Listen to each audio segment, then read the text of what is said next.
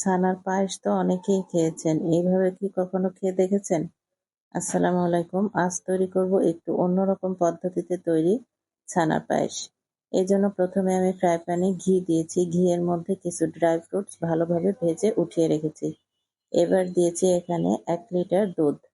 দুধের মধ্যে এবার দিচ্ছি আমি সামান্য ২ টেবিল চামচ পরিমাণ পোলাও চালের গুঁড়া।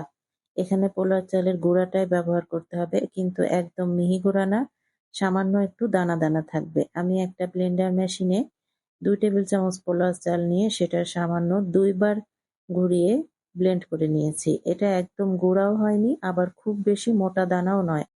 এই পায়েসটার বিশেষত্ব হলো এটা একদমই পানি ছাড়া রান্না করতে হবে, শুধুমাত্র দুধের মধ্যে। সম্পূর্ণ পায়েসটা রান্না হবে একদম দুধের মধ্যে।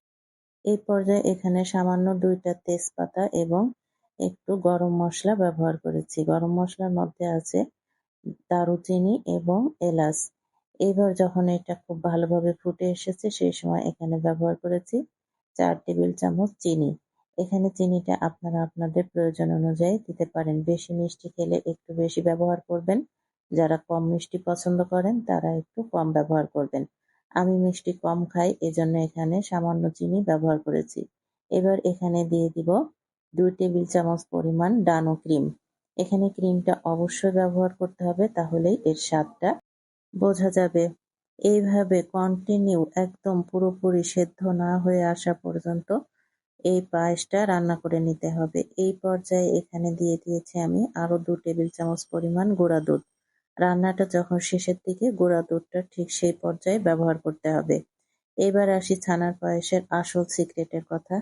ছানার পায়েস শুধুমাত্র ছানা দিয়েই তৈরি হয়, কিন্তু আমি এখানে একটু পোলাও চালের গুঁড়া ব্যবহার করেছি আর তার মধ্যে ব্যবহার করেছি ছানা।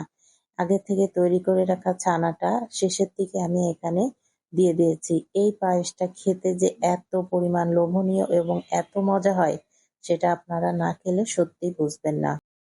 আমি কথা দিচ্ছি, আমার দেয়া এই পদ্ধতিতে যদি ছানার পায়েস আপনারা রান্না করে খান, তাহলে সত্যি স্বাদটা মুখে লেগে থাকবে বহুদিন, ভুলতে পারবেন না। এবং একবার খেলে বারবার এইভাবেই ছানার পায়েস খেতে ইচ্ছা করবে। শুধুমাত্র ছানা দিয়ে তৈরি সেই পায়েসটাও মজার, কিন্তু এইভাবে রান্না করে খেলে এর স্বাদটা যেন সত্যিই মুখে লেগে থাকে। অসম্ভব মজাদার ছানার পায়েস তৈরি হয়ে গেল। আপনারা যারা ড্রাই ফ্রুটস বেশি পছন্দ করেন তারা এর ভেতরে দিয়েও ব্যবহার করতে পারেন। কিন্তু আমি এর ওপরে দিয়ে সাজিয়েই এটা ব্যবহার করছি। পায়েসের মধ্যে এভাবে উপরে ড্রাই ফ্রুটস দিয়ে সাজিয়ে পরিবেশন করলেই আমার বেশি ভালো লাগে। আশা করি আজকের রেসিপি আপনাদের ভালো লেগেছে। ভালো লাগলে লাইক, কমেন্ট, শেয়ার দিয়ে পাশে থাকবেন। দেখা হবে পরবর্তী ভিডিওতে ইনশাআল্লাহ। আল্লাহ হাফেজ।